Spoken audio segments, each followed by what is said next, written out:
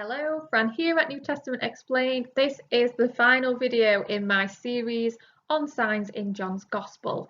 If you have not seen the 6 videos that precede this one, make sure you subscribe to my channel so that you haven't missed out on anything.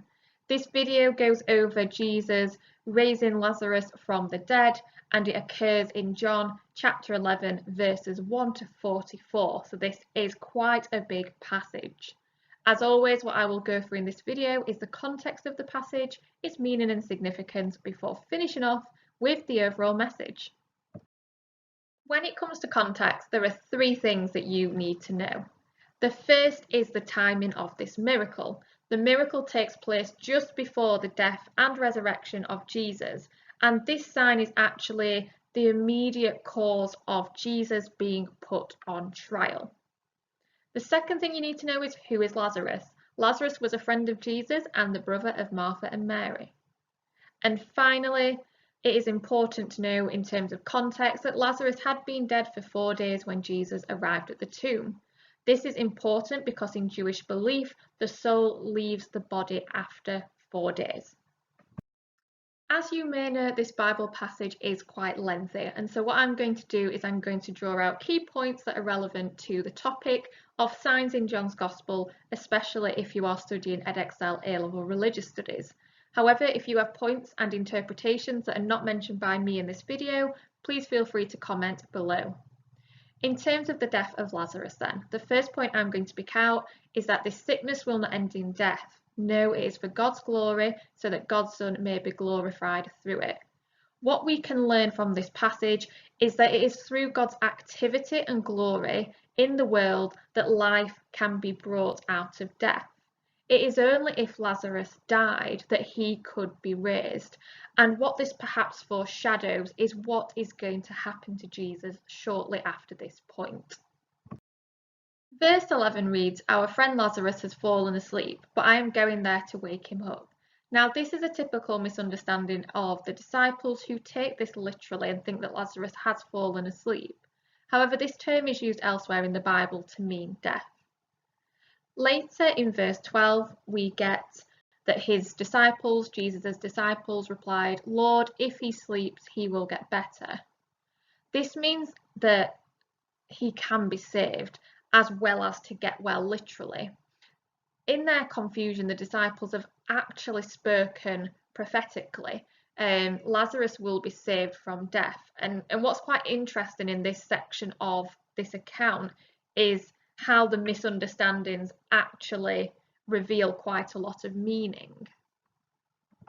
The next part of this Bible passage is Jesus comforts the sisters of Lazarus, and what we get in verse 17 is a reference to 4 days, which, as I've mentioned, is symbolic, and it's important because Jews believe that after this time the spirit would have departed from the body, in this case the body of Lazarus. Later in this passage, in verse 24, Martha answers, "I know he will rise again in the resurrection at the last day." Martha does not totally understand the power of Jesus in this passage. She expresses her Jewish belief about the resurrection at the last day, and she demonstrates a futuristic eschatology, which can be linked to topic 5.1 if you are studying Edexcel A-Level Religious Studies. What we get in verse 25 is an "I am saying." And whilst if you're studying Edexcel A-Level Religious Studies, this is not an "I am saying" that we study in depth. It is one of the 7 I am sayings that occur across the Gospel according to John. And you could make topic links at that point. And finally, in this part of the passage, verse 27 reads, "I believe that you are the Messiah, the Son of God, who is to come into the world." Martha's confession of faith echoes John chapter 20:31, and it demonstrates the purpose of these signs. And again, if you've not seen my first video on this topic, I go through the fact that John in his gospel uses the term sign, and he's using it to signpost us to the identity of Jesus. I'm not going to dwell too much on this section of the passage, although that's not me saying there's not lots to say here. In terms of the course I teach, I just want to draw on verse 37. Verse 37 is where some of them said, "Could he who opened the eyes of the blind man have kept this man from dying. And the reason I draw upon that is that it's one of the signs we have looked at as part of this series. And just a reminder that if you're not familiar with it, go back into the playlist, find the video and make sure you're confident on that passage and what we can learn about that sign in John's Gospel. This then is the last section of the Bible passage, and we get the sentence, "It was a cave with a stone laid across the entrance." This foreshadows the death, burial and resurrection of Jesus. When we see that sentence, when an early Christian audience would see that sentence, what would come to mind is the tomb of Jesus, which is also described as having a stone across it. And then in verse 43, we see Jesus say, "Lazarus, come out," which then leads to Lazarus rising from the dead and coming out of the tomb. What this shows is that it's Jesus' words that caused the resurrection of Lazarus. And this is not the first time we've seen the words of Jesus lead to miracles. You could draw a comparison here to Jesus healing the official's son, for example.